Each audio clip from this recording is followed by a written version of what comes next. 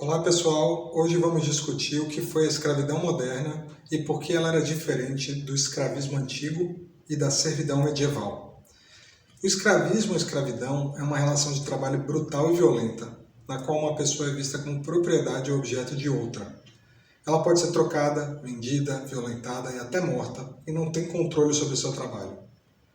Por sua vez, quando a gente fala antiguidade ou mundo antigo, estamos nos referindo sobretudo à Europa, Ásia e África, entre 3500 a.C., que foi a invenção da escrita, até o século V depois de Cristo, ou seja, a queda do Império Romano. A escravidão variou muito nesse longo tempo e espaço, por isso eu só consigo dar poucos exemplos nessa mini-aula: Mesopotâmia, Egito, Grécia e Roma. Na Babilônia, uma cidade da Mesopotâmia, sabemos que um adulto podia virar um escravo se não pagasse uma dívida. Crianças podiam ser vendidas por suas famílias para quitar uma dívida. Entretanto, o jeito mais comum de se conseguir escravos, tanto na Mesopotâmia como na Antiguidade em geral, era a conquista militar. Um povo vencido em guerra era capturado, tirado da sua terra e feito de escravo. O mesmo aconteceu no Egito Antigo. Os escravos se tornavam propriedade do faraó, que então os distribuía como prêmios de guerra aos altos funcionários do Estado, à nobreza e aos militares. Geralmente se acredita que as pirâmides foram construídas por escravos, mas descobertas arqueológicas recentes indicam que a mão de obra na verdade era livre, composta de artesãos e pedreiros. Grécia. Nas várias cidades gregas, sobretudo aquelas que tinham portos, a elite comprava escravos de mercadores vindos de terras distantes. Aristóteles, um dos principais filósofos gregos da antiguidade, diz o seguinte: um ser humano pertence a outro se, apesar de humano, for um objeto de propriedade. O escravo é uma espécie de propriedade viva. Vamos para Roma.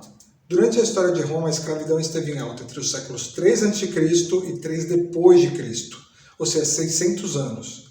E eles atuavam em todo tipo de trabalho, nas fazendas, trabalhos domésticos, lutando como gladiadores, ou até mesmo ajudando na contabilidade e morando no Palácio Imperial como servos do imperador.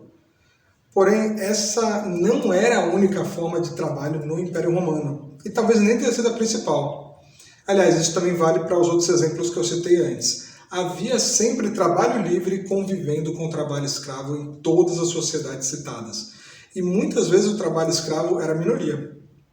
Vamos falar da servidão ou colonato agora. Diferente da escravidão, que ocorreu em muitos lugares no mundo antigo, a servidão ou colonato ocorreu apenas na Europa medieval. Quando eu digo medieval, isso significa entre 470 e 1450 aproximadamente. Essa forma de trabalho surgiu quando os proprietários de terra, no fim do Império Romano, não conseguiam mais comprar escravos. Eles então fizeram o seguinte: deram um pequeno pedaço de terra para alguns dos seus ex-escravos, que agora eram libertos, que então viraram camponeses. Parte da colheita dessa terra emprestada ficava para a família do camponês e outra parte ficava para o senhor de terras, agora chamado de senhor feudal. O nome disso é arrendamento de terras. E quando eu falo feudo, isso significa basicamente terras, fazendas e campos cultivados. Além disso, os camponeses precisavam trabalhar alguns dias na terra do senhor e tinham que pagar quando usavam os instrumentos do senhor feudal, como o moedor de grãos e o arado, por exemplo. No final das contas, os camponeses tinham que trabalhar muito e ficavam com quase nada da própria colheita. Então você pode se perguntar, por que isso é diferente da escravidão? A principal diferença entre o servo e o escravo é justamente a questão da propriedade. Enquanto os escravos eram de seus senhores e podiam, portanto, ser trocados ou vendidos, os servos não pertenciam a ninguém. A relação era de dependência, não de propriedade. O servo dependia do senhor feudal por conta da terra. Por fim, a escravidão moderna. Ela começa quando Portugal e Espanha começam a buscar novos mercados através da navegação na costa da África e depois com a descoberta das Américas no século XV depois de Cristo. A partir desse período, nações europeias vão comprar homens e mulheres negros de mercadores de escravos africanos. Na maioria das vezes, os próprios reinos ou tribos africanas faziam guerra ou simplesmente sequestravam pessoas de povoados pequenos para depois vendê-los na costa do continente.